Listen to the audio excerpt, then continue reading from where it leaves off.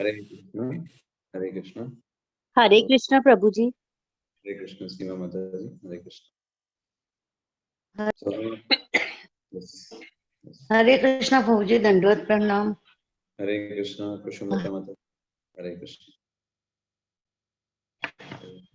आप सभी का स्वागत है यहाँ पर। संतोष माता जी, कुसुमलता माता जी, शिल्पा माता जी, मुकेश अग्रवाल प्रभु। हरे कृष्ण प्रभु जी। हरे कृष्ण। आवाज नहीं आ रही प्रभु जी। साउंड नहीं आ रहा है आपको? आवाज नहीं आ रही? आ रही है प्रभु जी। ओके, आ रही है। ठीक है, तो इसका मतलब कुछ प्रॉब्लम आ रही होगी, सही हो जाएगी। आप एक बार फिर से डिस्कनेक्ट होकर कनेक्ट करिए जिनको आवाज नहीं आ रही है। अगर कम आ रही है सही हो जाएगी वो। ठीक है, तो हम आज थोड़ा सा भगवत गीता के बारे में चर्चा करेंगे कि भगवत गीता क्यों क्यों इसको बोला जाता है कि ये समस्त शास्त्रों का सार है। क्योंकि कैसा है, ये जो भगवत गीता वो सभी उपनिषदों का सम एंड बोनम माना जाता है। आपको पता है मुख्य रूप से हमारे वैदिक परंपरा में 108 उपनिषद है, 108।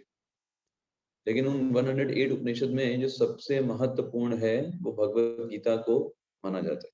ये तो भगवत गीता एक उपनिषद भी है, साथ साथ साथ में ये महाभारत का एक भाग भी है। महाभारत एक, आपको पता है, वेद व्यास जी की एक महान कृति है महाभारत। और उस महाभारत में एक भीष्म पर्व आता है और उस भीष्म पर्व के 42वें अध्याय में ये भगवत गीता है जो वर्णन किया गया है। तो भगवत गीता एक्चुअल में क्यों सबसे ज्यादा महत्वपूर्ण हो जाता है, क्योंकि ये स्वयं भगवान ने बोला है अर्जुन को। बाकी भी कई सारी चीजें हैं, कई सारी इंस्ट्रक्शंस हैं जो कि बोले गए हैं, बताए गए हैं, किसी ने किसी को बताए हैं, लेकिन स्वयं भगवान के मुख से ये जो 700 श्लोकाज हैं, तो जैसे हम आजकल के लैंग्वेज में बोलते हैं क्रैश कोर्स टाइप में, तो पूरे शास्त्रों का क्रैश कोर्स हमको 700 श्लोकों में मिल जाता है भगवत गीता। तो इसलिए ये बहुत महत्वपूर्ण हो जाती है। शास्त्र बताते हैं, शंकराचार्य जी ने गीता महात्म्य में लिखा है कि ये जो गीता है ये भगवान के मुख से निकली हुई है। भगवान के चरणों से निकल करके जो जल होता है वो गंगा बन जाता है। तो अगर भगवान के चरण इतना कमाल कर सकते हैं, तो भगवान के मुख से निकली हुई जो वाणी रूपी गंगा है ये कितना परिवर्तन कर सकती है, हम इससे सिर्फ एक अंदाजा लगा सकते हैं। और शंकराचार्य जी बोलते हैं, मलिने मोचनम पुंसाम जल स्नानिम दिने दिने सकृत गीतामृत स्नानम संसार मलनाशनम। ये जो हम प्रत्येक दिन स्नान करते हैं जल से, क्यों? क्योंकि शुद्ध रहने के लिए। हम रोज अपवित्र हो जाते हैं, 6 घंटे हम एकदम सोते रहते हैं, और उसके कारण से हमारी स्थिति ऐसे होती है जैसे कोई मरा हुआ व्यक्ति होता है, तो उसको कुछ पता नहीं होता, वो तो बस मरा हुआ है। 6 घंटे के लिए हम लोग एकदम मरे हुए रहते हैं, है ना। और फिर उठते हैं सुबह में तो हम स्नान करते हैं, क्योंकि वो जो 6 घंटे हमने अज्ञानता में बिताए, तो हम स्नान करके वापस से सत्य गुण को इनवाइट करते हैं। तो हम स्नान रोज रोज क्यों करते हैं, क्या कारण है? अगर नहीं करेंगे तो क्या होगा? अगर स्नान कोई व्यक्ति ना करे, 1 महीने हो जाए, तो क्या समस्या है उसके साथ, बताइए। यस, हरे कोई कृष्ण प्रभु जी। बताए? हाँ, हरे कृष्ण। प्रभु जी, स्नान के द्वारा हम अपना जो शारीरिक मल है उसको शुद्ध करते हैं, जो हमारे सात्विक प्रकृति के लिए बहुत जरूरी है। नहीं तो अगर हम नहीं करेंगे तो धीरे धीरे हम तामसिक होते जाएंगे। Correct, correct. स्नान करने से हमारे जो बाहर का जो शरीर जो होता है वो शुद्ध होता है स्नान करने से। तो वही शंकराचार्य जी बोल रहे हैं कि जब हम प्रत्येक दिन जल से स्नान करते हैं तो उससे हमारा बाहर का शरीर जो होता है वो शुद्ध होता है। लेकिन सकृत गीता अमृत स्नानम संसार मलनाशनम, लेकिन जो ये भगवत गीता है, इसके माध्यम में, इस अमृत में जो स्नान करता है, इसको जो पठन करता है, समझने का प्रयास करता है, वो उसका संसार रूपी मल खत्म हो जाता है। संसार रूपी मल क्या है? संसार रूपी मल है कि हम जन्म मृत्यु जरा व्याधि में फंसे हुए हैं। इस संसार में, यही, और इसी को ही हम सब कुछ मान करके जीते रहते हैं, पूरा जीवन यही बिता देते हैं सोच के ये मेरा है वो मेरा है ना। और अंत में बॉडी भी हमारे साथ नहीं रहती, हमारी स्वयं का शरीर, तो वो भी हमें छोड़ना पड़ता है, और यही संसार का मल है। कई बार लोग बोलते हैं ये संसार वो संसार, संसार में फंसे हुए हैं, बट एक्चुअल अगर हम देखें तो संसार क्या है, हमारे मस्तिष्क में ही है बस, है ना। हमने चीजों को मान करके रखा है कि ये चीजें मेरी हैं, है ना? जैसे आप सोच रहे हो कि ये शरीर आपका है, ये तो आपने सोच के रखा है, वास्तविकता तो ये नहीं है। वास्तविकता तो है ये शरीर भगवान का है, और भगवान ने दिया है कुछ समय के लिए, और कुछ समय के बाद ले लिया जाएगा। आप कितना भी चिल्लाइए, कितना भी रोइएगा ये, बट ये आपका नहीं है, है ना। तो संसार क्या है, संसार है जो आपने गलत फहमी के कारण अपनी चीजों को बना करके रखा है, वही संसार है कि ये मेरा वो मेरा वो मेरा ये मेरा। तो ये मल है, जितना आप चीजों को अपना मानोगे उतना ज्यादा वो आपको कष्ट देंगे, है ना। जो आसक्ति होती है वो आपको कष्ट की तरफ लेकर के जाती है। सेंस ग्रेटिफिकेशन, आसक्ति होगी वो सेंस ग्रेटिफिकेशन टू मिजरी, इस तरीके से चीजें आगे बढ़ती रहती। तो शंकराचार्य जी बोलते हैं कि कैसे संसार का मल अगर नाश करना है, ये जो हमारे अंदर की जो बुद्धि है, तो ये हमको बार बार हमको अटैच कराती है अनेक प्रकार के इंद्रिय भोगों में, तो ये अगर खत्म करना है तो क्या करें, सकृत गीता अमृत स्नान, गीता अमृत में स्नान करते रहिए और आप धुलते रहेंगे, बार बार भगवान आपको समझाते रहेंगे। ये ही संस्पर्शा भोगा दुःखयो नयैवते आद्यंतवंत कौन्तेया नातेषु रमते बुधः। जितने भी भोग, जितने भी आनंद इन इंद्रियों के माध्यम से एक जीव प्राप्त करता है, जो बाह्य इंद्रियां हैं इनके माध्यम से एक जीव प्राप्त करता है, वो सारे के सारे आनंद सिर्फ और सिर्फ दुख को ही देने वाले हैं। यही संस्पर्शा भोगा दुःखयो नय एवते। और ऐसा क्यों है, क्योंकि आद्यंतवंत कौन्तेय है कौन्तेय, क्योंकि उन सारे भोगों का कभी ना कभी आदि होता है और कभी ना कभी अंत भी होगा। डेफिनेटली, जैसे कोई युवा अवस्था में है, वो सोच रहा है मैं ये कर सकता हूँ, मैं वो कर सकता हूँ, मैं कितने मजे में हूँ, लेकिन वो वृद्धावस्था में उन सब चीजों को नहीं कर पाएगा, वो उसका अंत हो जाएंगे, और जब अंत होगा तो उसे दुख लगेगा, अंत में उसको दुख ही सिर्फ हाथ लगने वाला है। आद्यंतवंत कौन्तेय नातीषु रमते बुधा। इसलिए बुद्धिमान लोग जो होते हैं वो उन चीजों के पीछे नहीं भागते जो कि थोड़े समय के लिए होती है। हाँ भाई, जब तक युवा रहेंगे तभी तक कर सकते हैं, बाद में बुढ़ापे में तो कुछ होगा नहीं। कई कई बार आप देखिए इस जगत में लोग बोलने रहते हैं, अरे जो है आप अभी एंजॉयमेंट जो है वो युवा अवस्था में करिए, बुढ़ापे में तो वैसे भी कुछ नहीं कर पाएंगे, ऐसे करके लोग बोलते हैं। तो वो लोग इस चीज को नहीं समझते कि किस तरीके से हम बंधे हुए हैं तीन गुणों के माध्यम से इस प्रकृति में, और आप यहाँ पे एंजॉय नहीं कर सकते, आप यहाँ पे भोग नहीं कर सकते, वो आपको अंततः दुख की तरफ ही ले जाने वाला है। तो इसलिए कि भगवत गीता जितना हम पठन करेंगे, समझने का प्रयास करेंगे, हम अपने आप को बचा पाएंगे इन भौतिक आकर्षणों से, और अपने आप को स्थापित कर पाएंगे भगवान के चरण कमलों में, जो कि हमें अनंत हैप्पीनेस और हमेशा के लिए और बहुत ज्यादा मात्रा में हमको आध्यात्मिक सुख प्रदान कर सकते हैं। ऋषभदेव जी इसलिए अपने समस्त पुत्रों को उपदेश देते हैं, नायम देहो देह भाजम लोके कष्टान कामान रहते विडभुजमे तपो दिव्यम पुत्र कायेन सत्वम शुद्धे तस्मात् ब्रह्म सौख्यम त्वनंतम। ऋषभदेव जी बोलते हैं अपने पुत्रों को, मेरे प्यारे पुत्रों, तुमको नायम देहो देह भाजाम लोके, ये शरीर तुमको जो मनुष्य शरीर मिला है, ये कुत्ते बिल्ली और सुअर की तरह एंजॉय करने के लिए नहीं मिला है। बस जैसे कुत्ते बिल्ली सुअर होते हैं, खाओ पियो सो बच्चे पैदा करो मर जाओ, ये इसलिए मनुष्य शरीर नहीं मिला तुमको।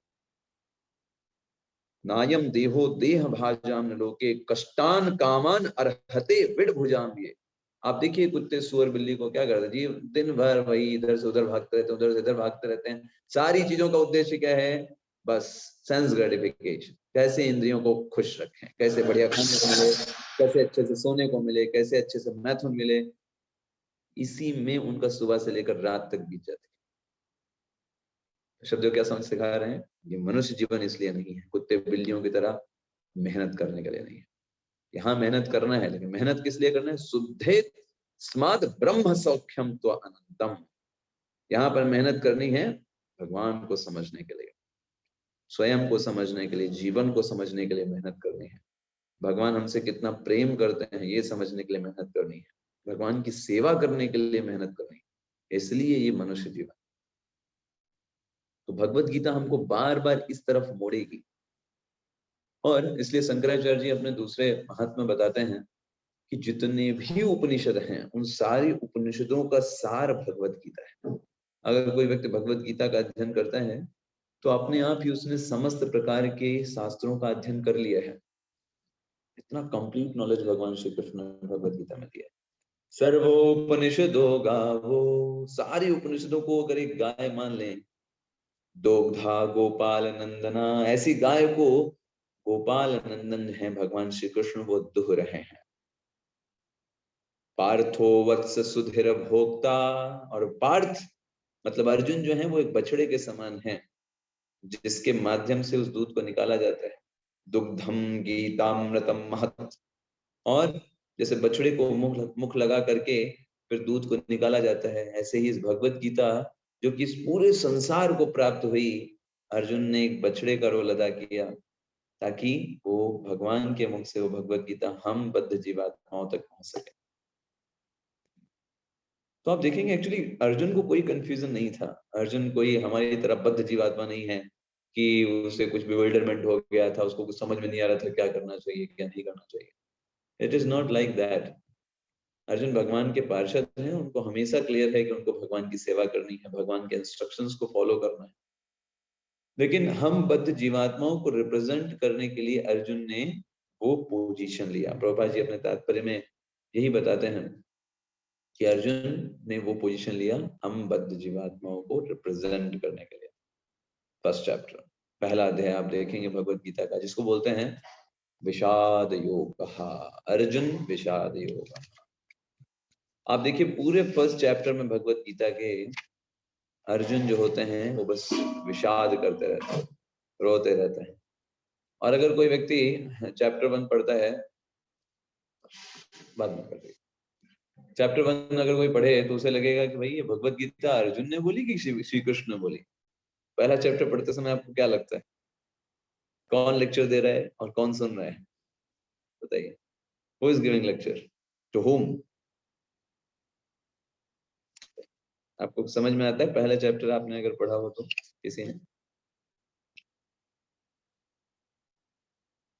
तो पहले चैप्टर में हमें सिर्फ यही समझ में आता है कि अर्जुन इतना कुछ बोल रहा है, इतना कुछ लेक्चर्स दे रहे हैं, वो सारे रीजंस बता रहे हैं कि किस लिए हमको युद्ध नहीं करना है, हमें कैसे युद्ध नहीं करना।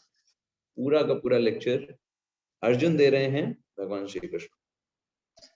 तो पहले चैप्टर में यही लगता है अर्जुन गीता का उपदेश देंगे क्या भगवान कृष्ण को। लेकिन एक्चुअली में पहला चैप्टर इसलिए बहुत महत्वपूर्ण है। प्रभुपाद जी ने इसलिए पहले चैप्टर को के ऊपर बहुत टीका लिखी है। ऐसा नहीं कि पहले चैप्टर में भगवान ने तो कुछ बोला ही नहीं तो छोड़ देते हैं, है ना? और ऐसा नहीं, प्रभुपाद जी ने बहुत सारे लेक्चर्स भी दिए और बहुत सारा कमेंट्री भी इसके ऊपर, टीका भी लिखी हर एक श्लोक के ऊपर। क्योंकि हमें ये पहले समझना जरूरी है कि क्या समस्या क्या है। जब तक समस्या नहीं पता होगी आप सॉल्यूशन पे कैसे पहुंचोगे। तो पहला चैप्टर जो भगवत गीता का है, जिसको कुरुक्षेत्र में के युद्ध स्थल में सैन्य निरीक्षण बोला जाता है, उसमें मेन रूप से समस्या के ऊपर बात की जा रही है कि क्या समस्या है। समस्या के बाद ही हम सॉल्यूशन पे बात कर सकते हैं। अगर समस्या नहीं क्लियर होगी तो सॉल्यूशन के ऊपर क्या बात करें। तो समस्या क्या है अर्जुन की, कितने कारण बताए गए फर्स्ट चैप्टर में। अर्जुन ने बोला कि मैं युद्ध नहीं करूंगा। अर्जुन ने टोटल 4 कारण बताए पहले चैप्टर में, और 5वां कारण 5वें चैप्टर में बताया। अर्जुन जितना भी नॉलेज बता रहा था कि मुझे युद्ध क्यों नहीं करना है, उन सबके पीछे अज्ञानता ही है। लेकिन वो अज्ञानता भी उच्च स्तर की है। ऐसा नहीं कि अर्जुन कुछ भी बोल रहा है किसी भी चीज को लेकर के। अर्जुन ने जितने भी चीजें बताई वो सब का सब एक सर्टेन लेवल के ज्ञान के ऊपर बेस्ड था। जैसे अर्जुन ने पहला कारण बताया कि मैं क्यों नहीं मारना चाहता, क्योंकि वो लोग मारे जाएंगे, कृपा, ये कारण बताया। इसको बोलते हैं कंपैशन, करुणा, करुणा के कारण।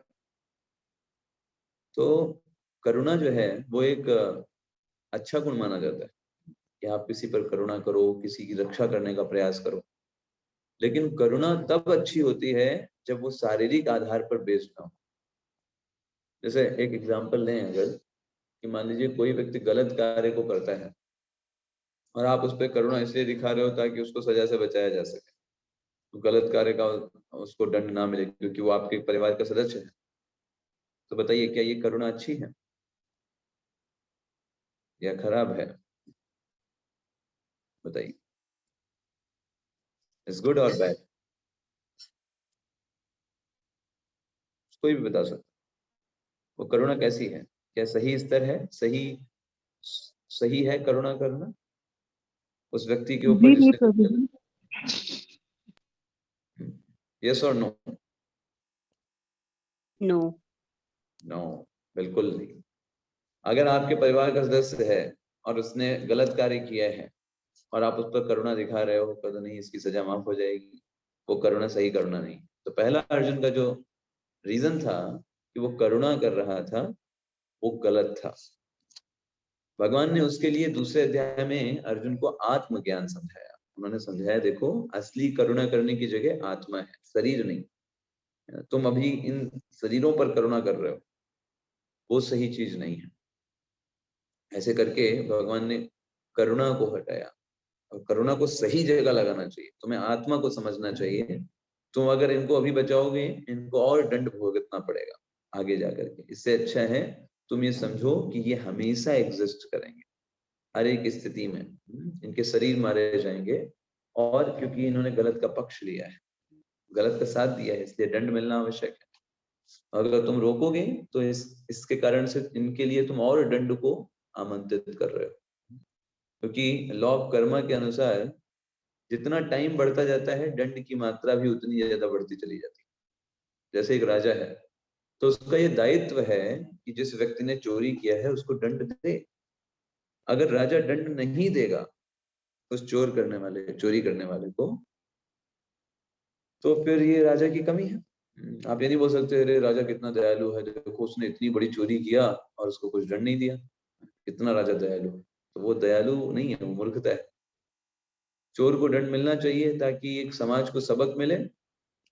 और अगर राजा चोर को दंड नहीं देता है तो राजा को अपराध लगता है, राजा भी उसमें जिम्मेदार है, उतना ही चोरी में जिम्मेदार है जितना चोर है। तो वैसे ही जो समाज के धार्मिक लोग हैं, अगर वो अधर्म के खिलाफ खड़े नहीं होते हैं तो इसका मतलब है कि वो भी अधर्म का साथ दे रहे हैं किसी न किसी स्तर पर। यस, वो भी किसी न किसी स्तर पर तो साथ दे ही रहे हैं। तो ऐसे ही भगवान ने पहले चैप्टर में जितने भी डाउट्स थे अर्जुन के, उन सारे डाउट्स को second chapter, third chapter, fourth chapter में कवर अप करके और उन सारे डाउट्स को एक एक करके खत्म किया। तो बेसिकली भगवत गीता स्टार्ट होती है कंफ्यूजन से।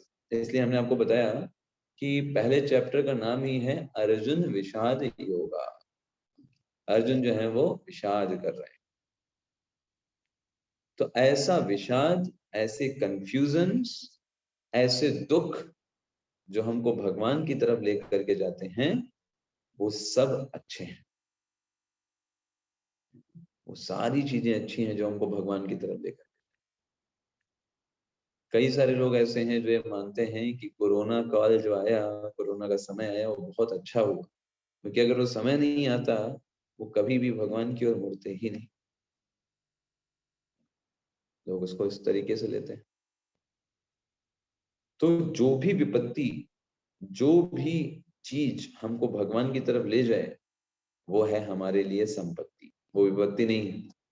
विपत्ति क्या होती है? जिस कारण से भगवान हमसे दूर हो जाए, भगवान का हम सुमिरन ना कर पाए, वो असली विपत्ति है। तो बाहर दिखने में लग सकता है कि हमारी लॉटरी लग गई, हम बहुत अमीर बन गए, हमारे बहुत सारे लोग हो गए, हमारे जान पहचान, लेकिन हम भगवान का सुमिरन नहीं कर पा रहे हैं। तो एक्चुअली वो संपत्ति नहीं है, वो विपत्ति है आपके ऊपर आई है, क्योंकि आपने एक छोटे से कांच के चलते हीरे को छोड़ दिया है। हनुमान जी के लिए हनुमान जी की विपत्ति की यही डेफिनेशन, कहा हनुमंत विपत्ति प्रभु सोई। हनुमान जी ने बोला कि विपत्ति क्या है, जब तब सुमिरन भजन न हुई। जिस क्षण, जिस समय, जिस भी कारण से आपका भजन ना हो, आपका संग, आपके बारे में सुनने को, बोलने का अवसर ना मिले, स्मरण करने का अवसर ना मिले, भक्ति करने का अवसर ना मिले, जिस भी चीज से, वो सब विपत्ति ही है। क्योंकि आपको ह्यूमन फॉर्म ऑफ लाइफ मिली, मनुष्य शरीर मिला, एसोसिएशन मिला, मौके मिले, लेकिन कुछ छोटी मोटी चीजों के चलते आप उसको इग्नोर कर रहे हैं, आप उसको चीपली ले रहे हो। यही आपकी सबसे बड़ी विपत्ति है ना। दैट इज सबसे, आप बोल सकते हो सबसे ग्रॉसेस्ट। इसलिए कुंती महारानी क्या बोलती हैं कि हे भगवान श्री कृष्ण, आप हमें विपत्तियां दीजिए और दुख दीजिए हमको। क्यों? क्योंकि मैं देखती हूँ कि जब मेरे पास दुख थे, आप मेरे पास थे, आप हमेशा हम लोगों के साथ थे, चाहे कोई भी परिस्थिति रही हो पांडवों के ऊपर, भगवान कृष्ण हमेशा साथ में थे, के संग में थे। लेकिन जैसे ही सब कुछ ठीक हो गया, सारी चीजें ठीक हो गई, भगवान ने कहा अब तो हम चले, जा रहे हैं द्वारका। तो कुंती महारानी का ये तो हमारे लिए घाटे की बात है, हमें विपत्ति चाहिए, क्योंकि जब विपत्ति थी तब हम आपका स्मरण करते थे, आपके भरोसे रहते थे, और आप हमेशा हमारे साथ होते थे। अभी देखिए सब कुछ अच्छा हो गया है, युधिष्ठिर राजा बन गए हैं हस्तिनापुर के, तब आप जा रहे हो द्वारका। तो इसलिए जो भक्त होते हैं वो देखते हैं कि भक्ति किसमें अच्छी हो रही है।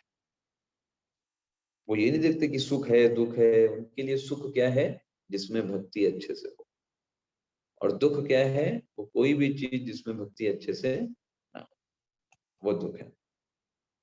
तो आज हम कुछ चर्चा करेंगे भगवत गीता के महत्वपूर्ण श्लोकों के ऊपर, और फिर हम उस पास टाइम में भी प्रवेश करेंगे। तो भगवत गीता में द्वितीय अध्याय में भगवान ने चर्चा किया, अर्जुन को बताया कि किस प्रकार से अर्जुन तुमको आत्मा को समझना है।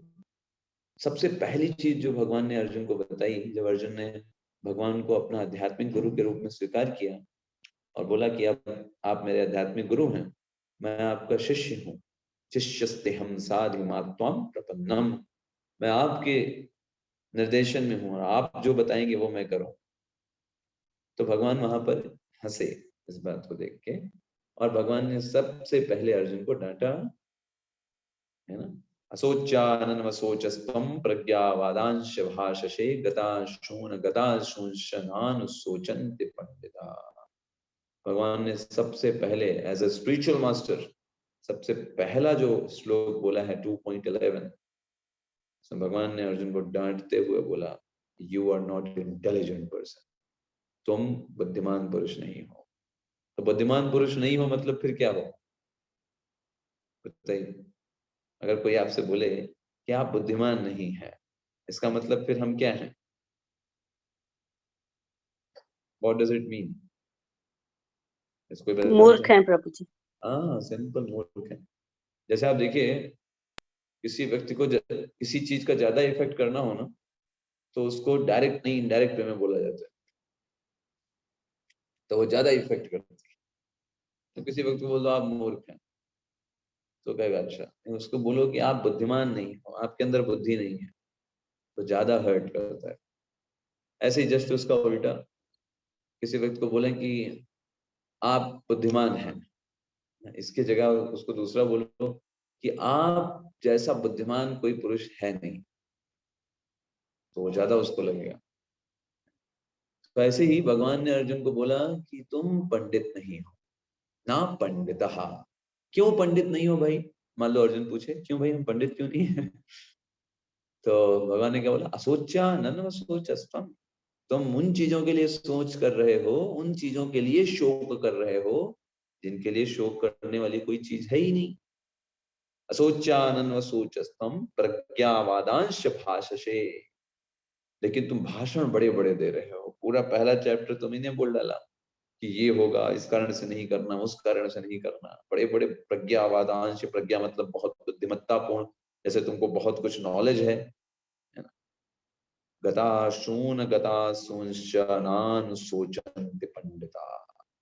जो पंडित होता है, जो विद्वान व्यक्ति होता है, वो कभी भी चिंता या शोक नहीं करता उन लोगों के लिए जिन लोगों के पास अभी जीवन है या जो लोग शरीर को छोड़ चुके हैं। तुम्हारा जितना भी तुमने बड़ा भाषण दिया, जितनी भी बड़ी बड़ी चीजें बताई, वो सब कुछ अज्ञानता के ऊपर बेस्ड था, इग्नोरेंस के ऊपर बेस्ड था। क्योंकि तुम मजे ही कर रहे थे, ये मर जाएंगे, ये लोग चले जाएंगे, ये लोग रहेंगे नहीं। तुम ये सब मूर्खता वाली बातें कर रहे थे, है ना। और फिर भगवान आत्मज्ञान देते हैं, उसको बताते हैं किस तरीके से आत्मा को कोई भी मार नहीं सकता। आत्मा जो है वो हमेशा से है, हमेशा से थी और हमेशा रहने वाली है। वाशांश जीर्णानि यथा विहाय नवानि गृह्णाति नरोपराणि तथा शरीराणि विहाय जीर्णानि अन्यानि संयाति नवानि देहि। एक पुराना कपड़ा हो जाता है, हम उसको फेंक देते हैं और नए कपड़े पहन लेते हैं मार्केट से जाकर खरीद करके। और आप मुझे बात बताओ, आप जो नया कपड़ा खरीदोगे तो वो किस आधार पर आप नया कपड़ा खरीदोगे? हो सकता है कोई व्यक्ति नॉर्मल जाए और बुद्ध बाजार में या फिर लोकल मार्केट में जा करके जो किसी के द्वारा पहना गया कपड़ा है उसको खरीद ले, और कोई हो सकता है बहुत आलीशान शॉप में जाए और बहुत ही हाई क्लास ब्रांड से वो जा करके कपड़ा खरीदे। ये कैसे डिफर करता है? क्या अंतर हो सकता है उनमें? उसके पास क्या है और इसके पास क्या नहीं है, जिसकी वजह से वो वहां नहीं जा पा रहा है? What is difference? एनीबॉडी? कौन सा व्यक्ति ब्रांडेड कपड़े खरीद पाएगा और कौन सा व्यक्ति सिंपल कपड़े खरीद पाएगा? डिफरेंस क्या है? जिसके पास बेसिक पैसा नहीं रहेगा। करेक्ट माता जी, बिल्कुल सही। जिसके पास पैसा है वो एकदम ब्रांडेड कपड़े खरीदेगा एकदम। इसके पास पैसा नहीं है, कहीं राह चलता हुआ, भाई चलो हमको कोई कपड़ा तो चाहिए ही, चलो दे दो। तो पैसा क्या है? वो पैसा है हमारे कर्म। जिस व्यक्ति ने इस जीवन में जिस प्रकार का कर्म किया होगा उसको फिर अगला शरीर उस आधार पर दे दिया जाएगा। जिस व्यक्ति ने बुरे कर्म किए होंगे उस आधार पर उसको वैसे बेकार मिल जाएगा कपड़ा। बट कुल मिला के एक चीज तो क्लियर है कि दूसरा कपड़ा आपको मिलना तय है। जातस्य ही ध्रुवो मृत्युर्ध्रुवम जन्म मृतस्य च तस्माद् परिहार्येथे न त्वं शोचितुम् अर्हसि। भगवान देखिए कितनी बार अर्जुन को बता रहे हैं, न त्वं शोचितुम् अर्हसि, शोक करने का कोई विषय ही नहीं है। आप देखिए संसार में कितना हम लोग शोक करते हैं, छोटी छोटी चीजों को लेकर, छोटी छोटी बातों को लेकर बहुत शोक करता है। हमारा आधा जीवन पूरा शोक में ही बीत जाता है, ये चीज चली गई, वो चीज चली गई। ठंडे दिमाग से सोचना चाहिए कि क्या चीज थी हमारी जो चली गई, किसके लिए शोक कर रहे हैं। तो सारी जो प्रॉपर्टी है सब कुछ वास्तव में तो भगवान का ही है। अगर हम खुद का शरीर भी लें तो हमें ये शरीर हमने नहीं बनाया है, भगवान ने हमको दिया।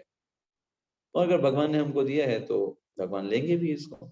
तो शोक करने का विषय क्या है? शोक तो कब तब किया जाता है ना, जैसे जब आपकी कोई चीज हो वो चली जाए। जब यहाँ पर इस प्रकृति में हर एक चीज जब आए, आप यहाँ पर आपके मुख में दांत नहीं थे, आपके लिए दूध की व्यवस्था भगवान ने किया।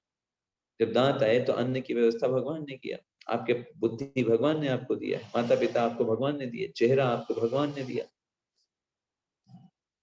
चीजों को समझने की क्षमता आपको भगवान ने दी। तो जब सब कुछ उनका ही दिया गया है तो शोक किस चीज का? इसलिए भगवान कहते हैं असोच्या नन्व सोचस्तव। जिस चीज के लिए तुमको शोक करना चाहिए, नहीं करना चाहिए, उनके लिए तुम शोक कर रहे हो। तो इसका मतलब अगर उल्टा कर दें तो जिन चीजों के लिए शोक करना चाहिए उसके लिए हम नहीं करते हैं। अब आप मुझे बताइए ऐसी कौन सी चीजें हैं जिनके लिए हमको शोक करना चाहिए पर हम नहीं करते हैं? बताइए, जो रियल में शोक करने का विषय हमारे लिए, हमको उनके लिए शोक करना चाहिए। भगवान ने क्या बोला? असोचानन सोचस्तम, जिसके लिए शोक नहीं करना चाहिए तुम शोक कर रहे हो। अरे ये लोग मर जाएंगे, ये लोग नहीं रहेंगे, खत्म हो जाएंगे, ठीक है? तो इसका अगर उल्टा लें तो इसका उल्टा मतलब क्या है? इसका उल्टा बहुत सिंपल है कि जिन चीजों के लिए शोक नहीं, जिन चीजों के लिए शोक करना चाहिए उनके लिए हम शोक नहीं करते हैं। आप में से कोई बताएगा किसके लिए हमको शोक नहीं करना चाहिए? जिनके लिए, किन चीजों के लिए हमें शोक करना चाहिए? Yes, anybody? Hare Krishna Prabhu ji. Hare Krishna. Yes, Santosh बताइए, किन चीजों के लिए शोक करना चाहिए? संतोष प्रभु, आपकी आवाज नहीं आ रही। हरे कृष्णा प्रभु जी, अभी आ रही आवाज? हाँ, अभी आ रही है। प्रभु जी, जिस वस्तु के लिए या जिस चीज के लिए हमें शोक करना चाहिए वो है हमारा जो शाश्वत भगवान के साथ संबंध है, जो हम भूल चुके हैं। करेक्ट, बिल्कुल सही। ये शोक करने का विषय कि हम अभी भगवान को पूरी तरह भूल करके बैठे हुए हैं, है ना? और इस मटेरियल वर्ल्ड को, इस भौतिक जगत को ही सब कुछ मान करके भगवान को भूल करके बैठे हुए हैं। जैसे लगता है कि ये जीवन हमेशा हमारे साथ रहने वाला है, सब लोग हमेशा हमारे साथ रहने वाले हैं, ये सोच करके हम पूरी तरीके से भूल करके बैठे हुए हैं। ये हमारे लिए शोक है। कुछ बंद कर लेना उसे, हर्ष। तो ये हमारे लिए क्या है? ये असली शोक करने का विषय। लेकिन उसके लिए हम शोक नहीं करते, हम तो मस्त हैं, सब कुछ बढ़िया चल रहा है ना? जब जॉब अच्छी चल रही है, घर में सब बढ़िया चल रहा है, मतलब सब ठीक है, कोई दिक्कत नहीं। तो सब कोई पूछता है क्या हाल चाल है, एकदम बढ़िया, खुश है। लेकिन हाल चाल खराब है। कोई भी इस मटेरियल वर्ल्ड में खुशी नहीं है। जब तक हम भगवान के साथ अपना संबंध भूल करके बैठे हुए हैं, हम मिजरेबल ही हैं। किसी भी क्षण ये शरीर छोड़ना पड़ जाएगा, और जितना भी होगा सब कुछ हमको छोड़ना पड़ेगा यहाँ पर। जिनको हम खुद या खुद का मान करके बैठते हैं, इवन व्हाट इज बॉडी, है ना? We have to leave. हाँ, बात तो हमको करना पड़ेगा, लाइक। तो इसलिए हमें क्या करना चाहिए? जितना नीडफुल है इस संसार में करना चाहिए, है ना? हमें केयरलेस नहीं बनाया कि अरे अब तो ये सब छोड़ना ही है तो फिर क्या करना है। नहीं, करना है क्योंकि हमें अभी समाज में है और शरीर में है। लेकिन जितना नीडफुल है, ये नहीं कि जबरदस्ती संसार को और बढ़ाने में, कि एक फ्लैट दिल्ली में बना लिया, एक फ्लैट मुंबई में बनाना है, एक फ्लैट नासिक में बनाना है, लगे हुए हैं उसमें गधों की तरह। भाई से कुत्ते कुत्ते बिल्ली क्या करते हैं? हमें करना चाहिए, जो मेहनत करनी चाहिए वो आध्यात्मिक ग्रंथों को पढ़ने में, भगवान के भक्तों का संग करने में, भगवान के नामों का जप करने में, इन सब में मेहनत लगानी चाहिए। और भौतिक जगत में जितना नीडफुल है, जितने से काम चल जाए उतने से ही हमको करना चाहिए। ये बुद्धिमत्ता है। और इसीलिए भगवान पूरी भगवत गीता में इस बात को फोकस करते हैं, अर्जुन, जो चीज शोक करने वाली है उसके लिए शोक मत करो। कोई भी, चाहे कोई भी व्यक्ति हो, चाहे वो बहुत अमीर हो, गरीब हो, कहीं का भी कैसा भी हो, शरीर तो एक ना एक दिन सबको छोड़ना है। किसके लिए रो रहे हो? तुम ये रो रहे हो अरे वो व्यक्ति चला जाएगा, अरे तुम्हें भी तो जाना है। तुम कौन यहाँ हमेशा रहने वाले? Why you are not lamenting for yourself? खुद के लिए रो, दूसरों के लिए तुम रोते हो। तुम ये सोचो कि तुम्हें भी ये शरीर छोड़ना हो, यहाँ कोई भी हमेशा के लिए नहीं। तो जब हमें आत्मज्ञान हो जाता है, उसके बाद भी हम देखते हैं प्रैक्टिकल जीवन में हमें समस्याएं होती हैं।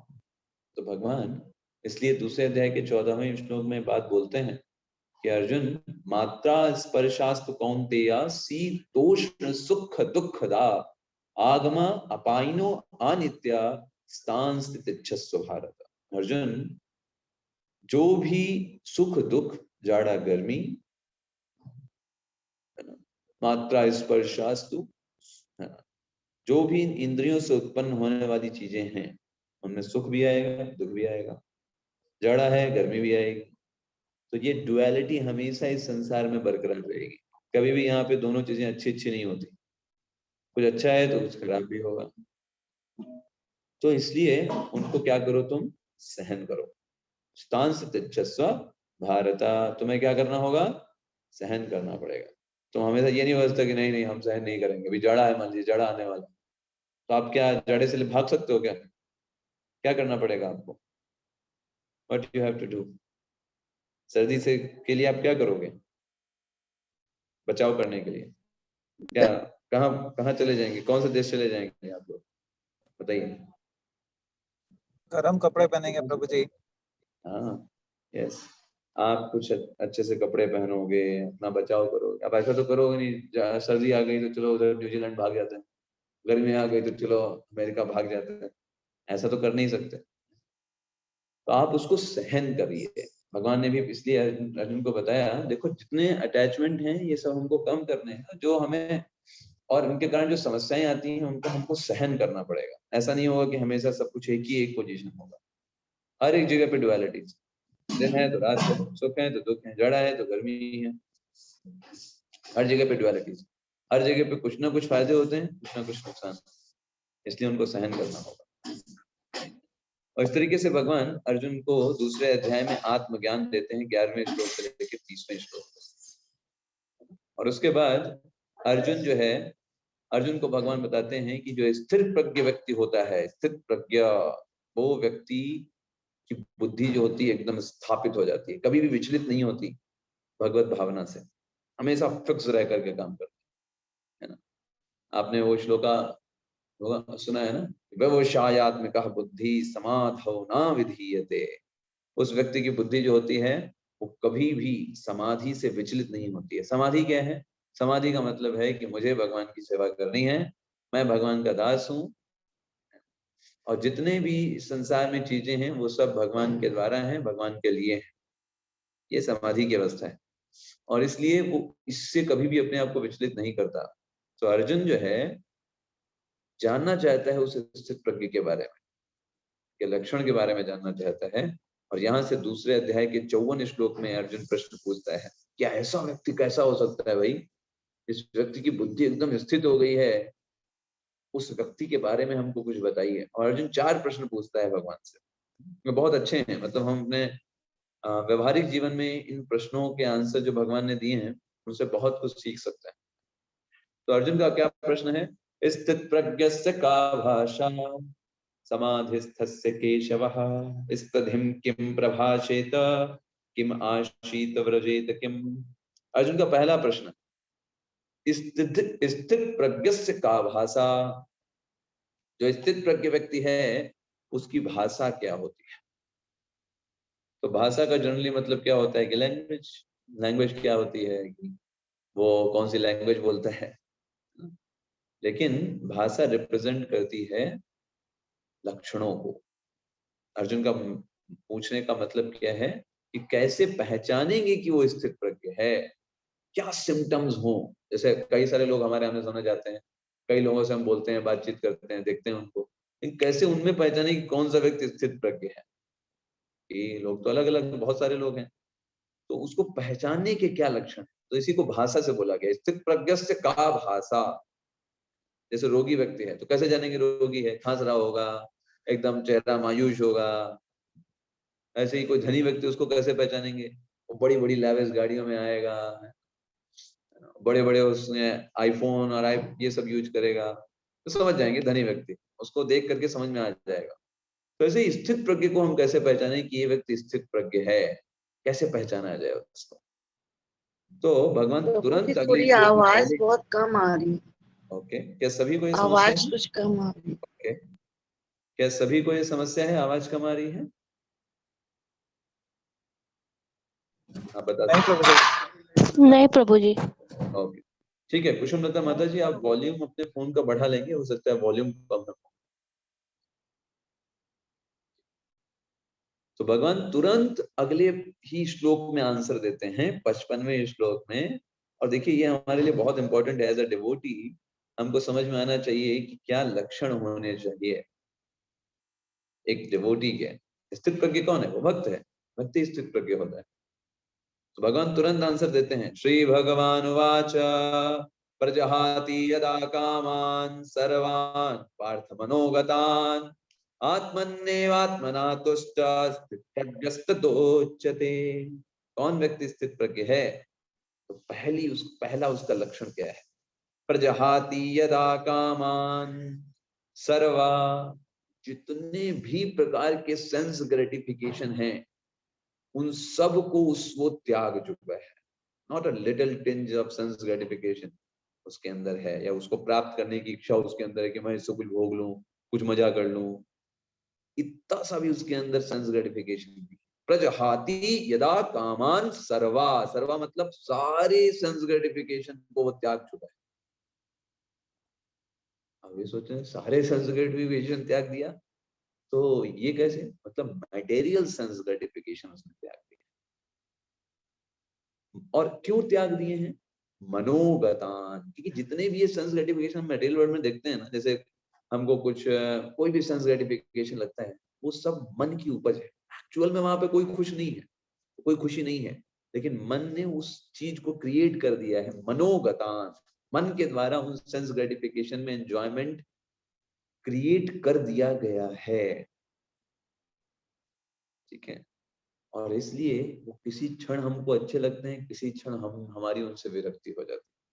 जैसे आपसे हम पूछें कि जब आप मुश्किल से 4-5 साल के होंगे तो आपके लिए दुनिया की सबसे महत्वपूर्ण चीज क्या थी जिसको आप प्राप्त करना चाहते थे? सबसे कीमती वस्तु क्या थी आपके लिए? कोई शेयर करना चाहेगा आप में से? 5 वर्ष के जब आप थे, आप बोलते थे बस ये मिल जाए पर कुछ नहीं चाहिए, ऐसी कोई चीज थी 5 वर्ष या 4 वर्ष में? टॉयज प्रभु जी। टॉयज, बिल्कुल सही। सीमा माता जी बोले टॉयज। उस समय हमको क्या लगता था? बस ये टॉय एक बार हमको कैसे भी लड़ाई झगड़ा करके, पापा से झगड़ के, मम्मी से है ना शिकायत करके, किसी तरीके से टॉयज मिल जाए बस, दैट्स ऑल। अभी अभी आपको मैं अगर टॉयज दे दूं, आपको कोई उसमें कुछ लगेगा? कोई चीज है या स्पेशल समथिंग लाइक, बताइए, will you feel like that? Seema Mata ji, no प्रभु जी, अभी आपके यूजलेस। यूजलेस, कोई वैल्यू नहीं। लेकिन उस समय आपके लिए वो सबसे इंपॉर्टेंट थे, उनसे ज्यादा वैल्यू कोई भी चीज नहीं रखती थी। इवन आप उन टॉयज के चलते अपने भाई बहनों से भी झगड़ा कर लेते थे जिनसे आप प्रेम करते थे। ठीक ऐसे ही इस संसार के जितने भी भोग हैं वो सब यूजलेस हैं, सब यूजलेस। लेकिन किसी परिस्थिति में, किसी समय में हम किन्हीं किन्हीं को इंपॉर्टेंस ज्यादा दे देते हैं। काम के कोई नहीं है, लेकिन किसी समय, किसी काल, किसी अवस्था में हम किसी न किसी सेंस ग्रेटिफिकेशन को कहते हैं, हाँ ये चीज होगी तो कितना अच्छा है, मजा आएगा, मजा आएगा। और उसको हम सोचते हैं वो हमारे लिए इंपॉर्टेंट है, और उसको हमें लगता भी है कि हमको हैप्पीनेस मिल रही है उन चीजों के माध्यम से। जैसे हमें छोटे पर लगता था कि टॉयज हमको हैप्पीनेस दे रहे हैं, बट ये सिर्फ हमारे मन के द्वारा क्रिएट किया गया एक वहम था, एक भ्रम था उस पर्टिकुलर अवस्था में। ऐसे ही जीवन की हर एक अवस्था में आप देखोगे, वो मन जो होता है सेंस ग्रेटिफिकेशन के या इंद्रियों को भोग करने की अलग अलग वहमों को क्रिएट करता है। हर एक अवस्था, ये चीज से खुशी मिल सकती है, उस चीज से खुशी मिल सकती है।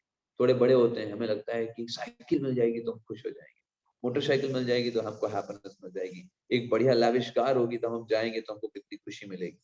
ये सिर्फ मन के द्वारा क्रिएट किए गए हमारे वहम होते हैं, खुशी वास्तव में वहां नहीं। इसलिए शास्त्र हमको वास्तविक खुशी के बारे में बताते हैं।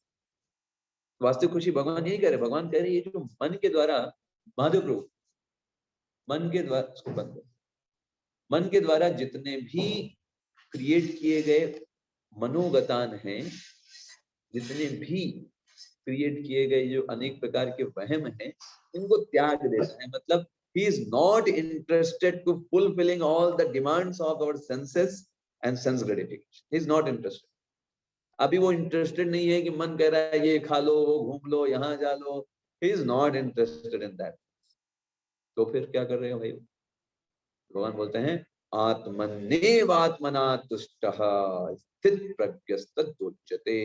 उस व्यक्ति को स्थित प्रज्ञ बोलेंगे जो व्यक्ति, उसका मन बहुत कह रहा है कि ये कर लें, वो कर लें, ये जहाँ इससे आनंद मिलेगा, उससे आनंद मिलेगा, ये मूवी देख लें, घूमने टहलने चले जाएं, इस व्यक्ति से खुशी मिल सकती है, ये चीज खुशी दे सकती है, लेकिन वो इन सब चीजों को प्रजहाती, त्याग चुका है। उसे पता है ये सब मन के द्वारा क्रिएट किया गया वहम है। प्रजहाती यदा कामान सर्वा पार्थ मनोगतान, ये सब मन के द्वारा क्रिएट किए गए वहम है। कोई भी हैप्पीनेस देने वाला नहीं है। जितना हैप्पीनेस का वादा कर रहा है उससे 4 गुना, 10 गुना, 100 गुना ज्यादा तुमको दुख देगा। वही चीज जिसको हैप्पीनेस का जो तुमको वादा कर रही है, वही चीज तुमको उससे कई गुना ज्यादा मिजरेबल बना देगी। इस व्यक्ति को समझ में आ जाता है। इसलिए वो जो वहम क्रिएट किया जा रहा है मन के द्वारा, उसको साइड में कर देते हैं। प्रजहाती यदा कामान सर्वान पार्थ मनोगतान, तो फिर वो हैप्पीनेस कहाँ से प्राप्त करेगा? क्योंकि हैप्पीनेस तो भाई हमको प्राप्त करना जरूरी है। बिना हैप्पीनेस को हम रह नहीं सकते। हम तो कुछ भी कार्य करते हैं उसका मेन पर्पस होता है कि भाई खुश हो जाए, वरना हम काम करें ही क्यों? तो भगवान कहते हैं वो हैप्पीनेस कहाँ से प्राप्त करता है? आत्मन्ने आत्मना तुष्टम स्थित प्रज्ञस्तदुच्यते। भगवान की आत्मा से संबंधित चीजों में जो खुशी प्राप्त करता है वो व्यक्ति स्थित प्रज्ञ है। ये उसका लक्षण है। मतलब क्या है? जितने भी प्रकार के भौतिक सुख प्राप्त करने की अनेक अनेक प्रकार की युक्तियां हैं, उन सबको वो त्याग चुका है, ये समझ करके कि सब कोई सब इस मन के द्वारा क्रिएट किए गए अनेक प्रकार के यंत्र हैं। और आत्मने आत्मना तुष्टम, जो चीज हमें आत्मा को प्लेजर और हैप्पीनेस दे सकती है, उन कार्यों को वो करके तुष्ट रहता है, वो व्यक्ति माना जाएगा कि स्थित प्रज्ञ है। हम कोई पत्थर नहीं है कि हम बस खाली रहेंगे। नहीं, खाली नहीं रह सकते। आपको कुछ ना कुछ कर्म करना पड़ेगा। तो वो कर्म जो आप कर रहे हो, चाहे वो जो कुछ हो, किसके लिए कर रहे हो? सेंस ग्रेटिफिकेशन के लिए या कृष्ण के लिए? अगर कृष्ण के लिए कार्य कर रहे हैं तो फिर वो कार्य उच्च स्तर पर है, वो मनोगतान नहीं है, वो कृष्ण की प्रसन्नता करेगा और वो कार्य आपको मुक्त करेगा। यज्ञार्थात् कर्मणो अन्यत्र लोकोयम कर्म बंधना, भगवान तीसरे अध्याय के 9वें श्लोक में बोलते हैं जितने भी कार्य भगवान की प्रसन्नता के लिए किए जाते हैं वो सारे कार्य हमको कर्म बंधनों से मुक्त कर देते हैं। और इसके विपरीत जितने भी कार्य भगवान कृष्ण के लिए नहीं किए जाते, वो सब के सब हमको कर्म बंधन में बांधते चले जाते हैं। एक के बाद दूसरा शरीर, दूसरे के बाद तीसरा शरीर, तीसरे के बाद चौथा शरीर, अलग अलग कर्मों के आधार पर हमको रोटेट करते हैं।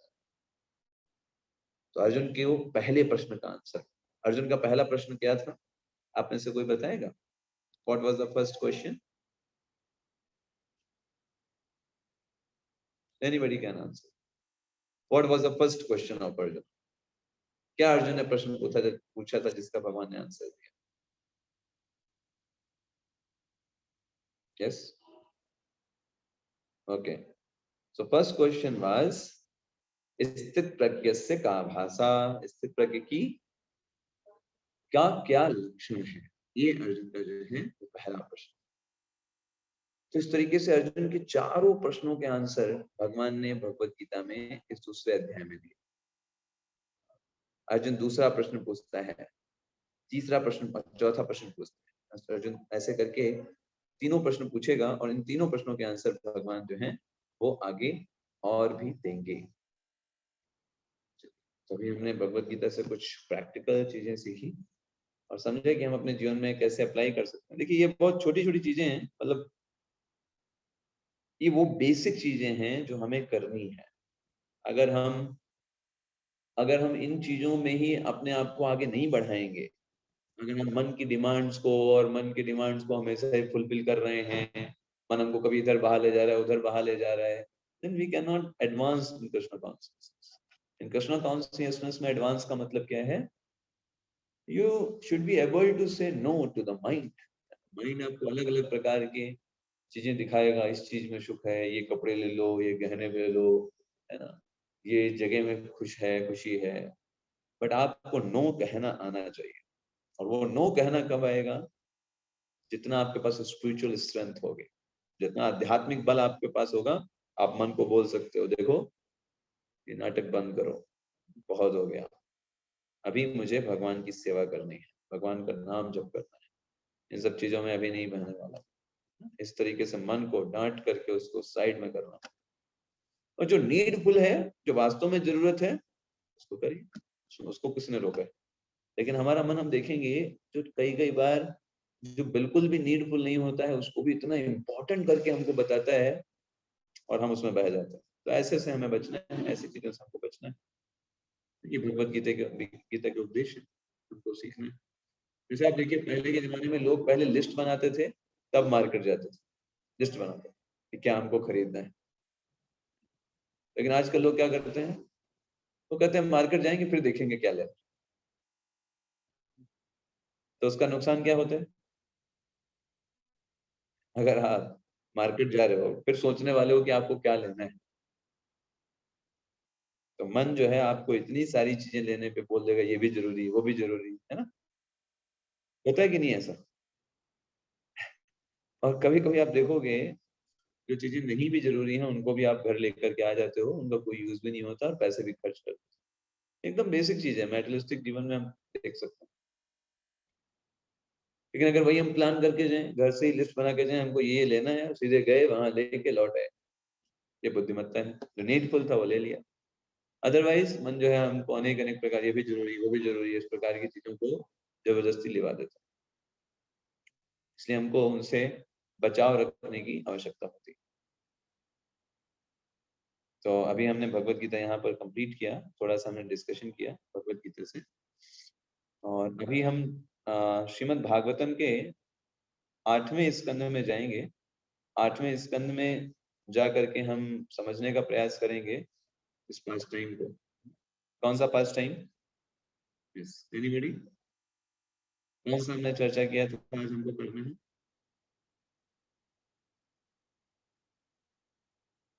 कौन सा पास्ट टाइम बताइए।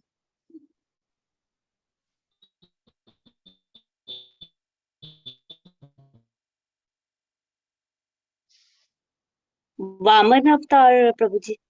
करेक्ट, वामन अवतार के ऊपर हम चर्चा करेंगे। मैं आपको भी स्क्रीन शेयर कर दूं।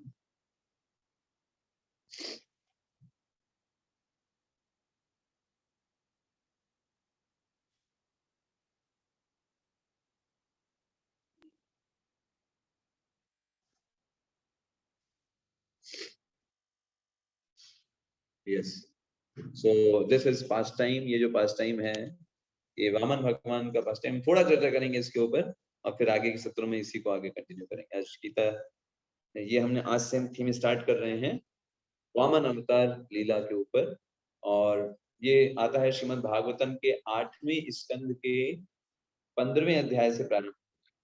तो ये जो पास्ट टाइम है, प्रभुपाद जी सबसे पहले एक समरी लिखते हैं, है ना, और इस समरी में पूरा बताते हैं कि इस अध्याय में क्या क्या चीजें हैं, और फिर वो आगे बढ़कर के श्लोका से प्रारंभ करते हैं। तो बेसिकली इस अध्याय के पहले का बैकग्राउंड क्या है कि हम जानते हैं कि समुद्र मंथन हुआ था। तो समुद्र मंथन में कौन कौन सी चीजें निकली थी, किसी को याद है? What things? कोई बताना चाहेगा कौन कौन सी चीजें समुद्र मंथन से निकली थी आप में से?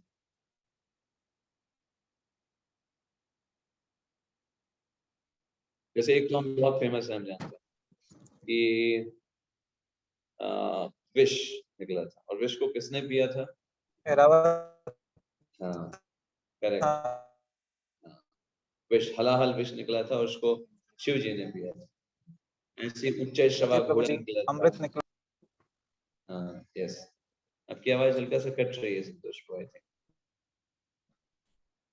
उच्च श्रवा घोड़ा निकला था। ऐरावत हाथी प्रभु जी।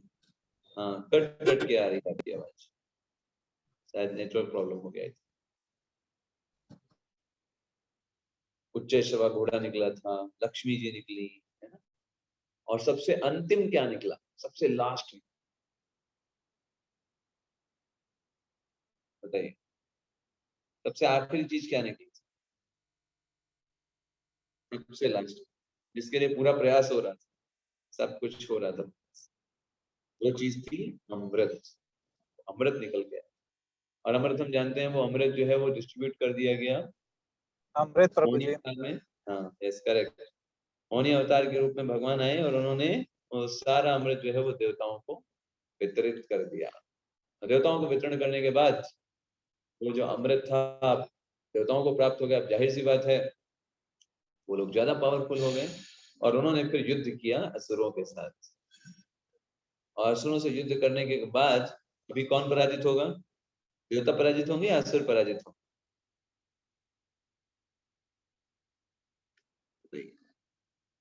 कौन जीतेगा दोनों में, देवता या असुर? जाहिर सी बात है देवता जीतेगा, है ना। थोड़ा सा हम समझेंगे तो देवता ही जीत सकते हैं। क्यों? क्योंकि देवताओं ने अमृत का पान कर लिया था और इस वजह से देवता जो है विजयी हो जाते हैं। और देवता लोग जो होते हैं वो स्वर्ग लोग के हथियार उनके पास आ जाता है। और स्वर्ग लोग पे जब उनका अधिकार हो जाता है, बलि महाराज मारे जाते हैं उसमें युद्ध में, जो काफी बड़ा संग्राम हुआ था, देवासुर संग्राम बोला जाता है उसको। तो फिर उसमें जब वो बलि महाराज मारे जाते हैं तो उसके बाद जो कई सारे असुर होते हैं बलि महाराज के शरीर को ले जाकर के वो शुक्राचार्य जी के पास ले जाते हैं। और शुक्राचार्य जी बहुत अच्छी विद्या जानते हैं, जिसको संजीवनी मृत संजीवनी विद्या बोला जाता है, जिस विद्या की वजह से वो मृत व्यक्ति को भी जीवित कर सकते हैं। और उसका प्रयोग करके वो बलि महाराज को जीवित कर देते हैं। बलि महाराज के मन में इतना ज्यादा ग्रेटफुलनेस आ जाती है, इतना ग्रेटफुल हो जाते हैं शुक्राचार्य के प्रति, क्योंकि उन्होंने उनको पुनर्जीवन प्रदान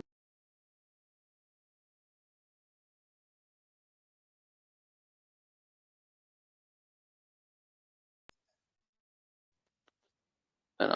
तो कुछ भी ये उनको बोलेंगे करने को कि ये करना है, ये करना है, हम वो सब कुछ करेंगे क्योंकि इन्होंने हमें पुनर्जीवन प्रदान किया। और फिर बलि महाराज उनसे विश्वजीत यज्ञ के बारे में चर्चा कर। विश्वजीत यज्ञ कहते हैं तुम करो जिससे तुम्हें पूरे विश्व पर विजय प्राप्त हो जाएगी। और यहीं से प्रारंभ होता है ये प्रश्न। तो परीक्षित महाराज एक प्रश्न पूछते हैं सुखदेव गोस्वामी से। वो बोलते हैं, आइए हम उसी को देखेंगे और समझेंगे। परीक्षित महाराज का क्या प्रश्न है? श्रीराजोवाच बले पदत्रयं भूमे कस्माद् हरि अयाचत भूतेश्वरा कृपणवल्लभ धार्थोऽपि बबन्धतम् एतद्वेदितुमिच्छामो महत् कौतूहलं हिनः याच्येश्वरस्य पूर्णस्य बन्धनं चाप्यनागशः। तो परीक्षित महाराज सुखदेव गोस्वामी से प्रश्न पूछते हैं कि सुखदेव गोस्वामी आप हमको बताइए कि भगवान तो सबके स्वामी हैं, फिर उन्होंने एक निर्धन व्यक्ति की तरह या बोले एक भिखारी की तरह क्यों बलि महाराज से 3 पग भूमि क्यों मांगी? अब आप सोचिए कितना आश्चर्य की बात हो जाएगी कि मुकेश अंबानी जो है वो किसी से कुछ मांग रहे हैं, वो भी एक सामान्य व्यक्ति से। तो आश्चर्य की बात हो जाएगी कि नहीं हो जाएगी? बताइए।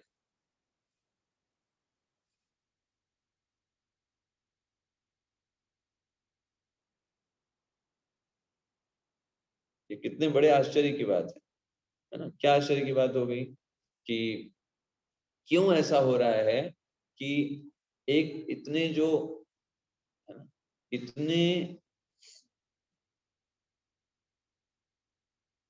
जगहों के हर एक चीज के जो स्वामी हैं, जो भगवान श्री कृष्ण, वो क्या ऐसा हो गया कि उनको आना पड़ रहा है बलि महाराज के पास और वो भी भिक्षा मांग रहे हैं। और जब उनको भिक्षा मिल भी गई तो उसके बाद बलि महाराज को बंदी बनाया गया। तो फिर ये सब क्यों हुआ, ये जानने के लिए मैं बहुत उत्सुक हूँ। आप हमें इसके बारे में कुछ बताइए। और यहीं से इसी से ही स्टार्ट होता है ये प्रश्न। अब सुखदेव जी यहाँ से बताना प्रारंभ करते। पराजित श्रीर सुभेश हापितो इंद्रेण राजन भृगुभे सजीवितः सर्वात्मना तां भजत भृगुं बलि शिष्यो महात्मार्थ निवेदनेन।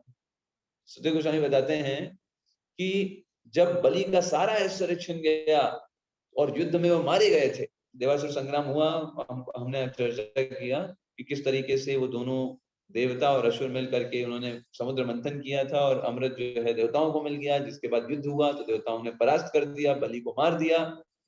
लेकिन उसके बाद भी शुक्राचार्य जी इतने ज्यादा प्रवीण हैं, वो मृत संजीवनी विद्या तक को जानते हैं, उन्होंने उनको पुनः जीवित कर दिया। किसको पुनः जीवित कर दिया?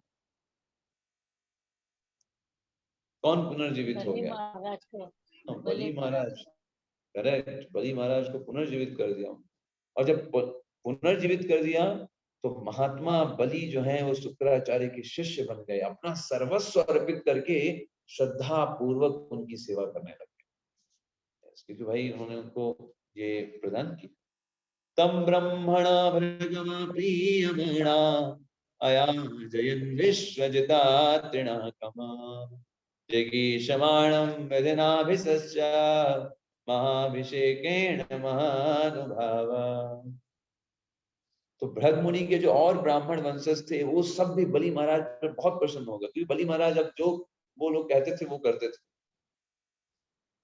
सब लोग बहुत प्रसन्न हो गए और सबने जो है बलि महाराज को खूब आशीर्वाद दिया और खूब उनके युद्ध में जीतने के लिए, उनके लिए प्रयास के लिए अनेक प्रकार की यज्ञ कराने के लिए प्रयास करने लगे, जिसमें जो मुख्य रूप से जो यज्ञ था उसका नाम था विश्वजीत यज्ञ।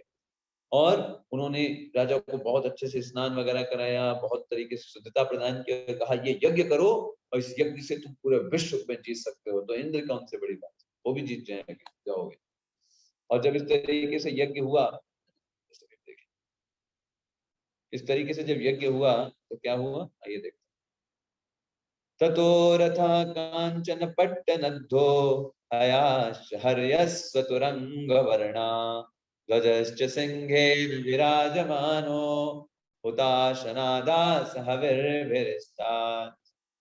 तो उस यज्ञ में जब यज्ञ किया गया तो अनेक चीजें निकली उसमें अग्नि से स्वर्ण निकला, रेशम से आच्छादित एक बहुत सुंदर दैवीय रथ प्रकट हुआ, इंद्र के घोड़े जैसे पीले घोड़े हुए, सिंह चिन्ह से अंकित एक ध्वजा प्रकट हुई, है ना।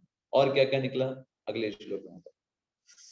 धनुष दिव्यम पुरटोपनद्धम तूणावरिक्तो कवचम च दिव्यम पितामहस्तस्य ददौ च माला पुष्पां जलजम च शुक्रः।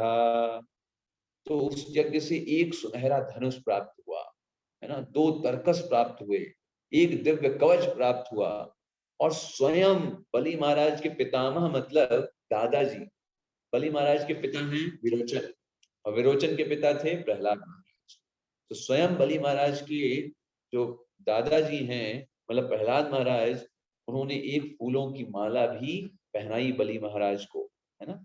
और शुक्राचार्य ने बलि महाराज को एक संघ प्रदान किया, मतलब जैसे कोई योद्धा युद्ध में जा रहा होता है, सब लोग उसको अच्छे सब कुछ अपना बेस्ट देते हैं, तो सबने स्वागत किया उनका।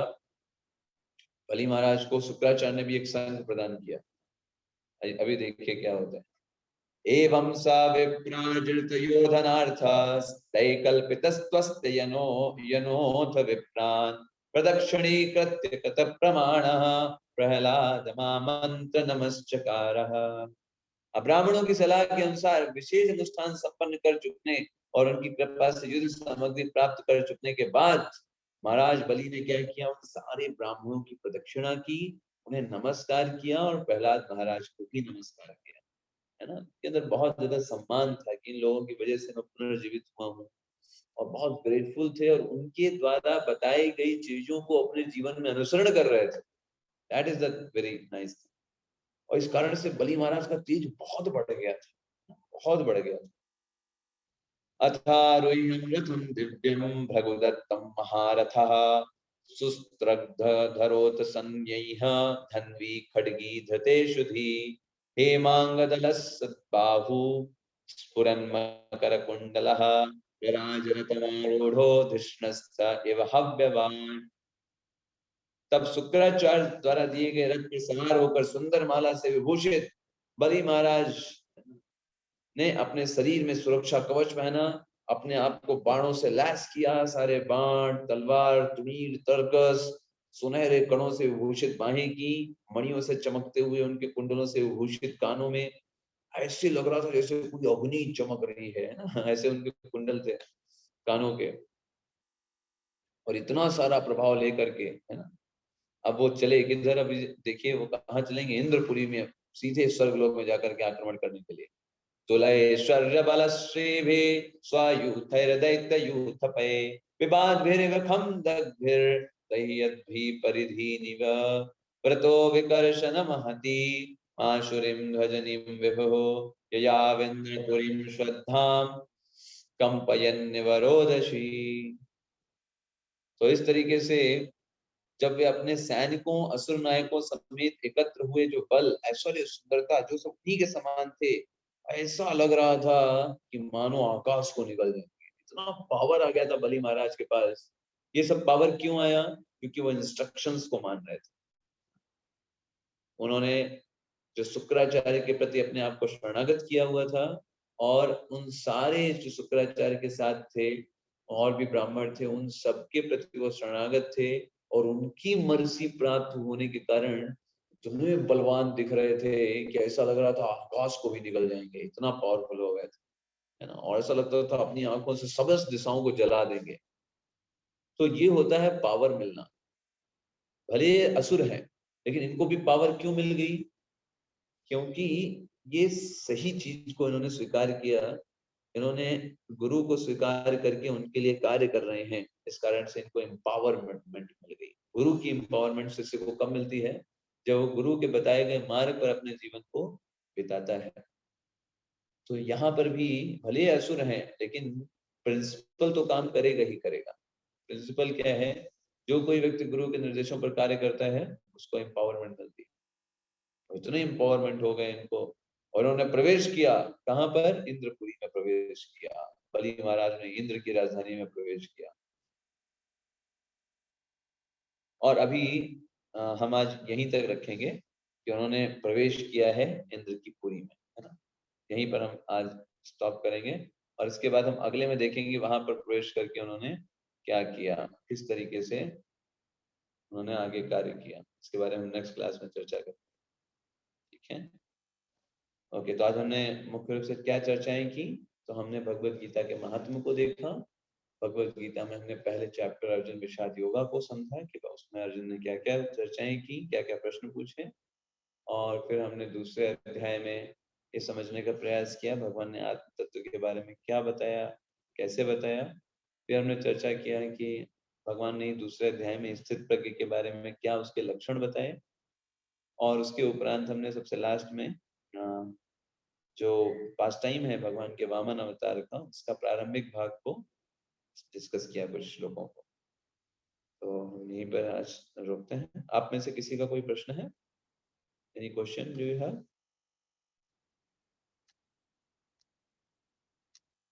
ओके, ठीक है, तो हम यहीं पर फिर रोकते हैं। श्रील प्रभुपाद की जय, श्रीमद् भागवतम की जय, गौर भक्तवृंद की। हरे कृष्ण प्रभु जी। हरे कृष्ण। हरे कृष्ण। हरे कृष्णा प्रभु जी। हरे कृष्णा प्रभु जी, दंडवत प्रणाम। हरे हरे कृष्ण। कृष्ण प्रभु जी।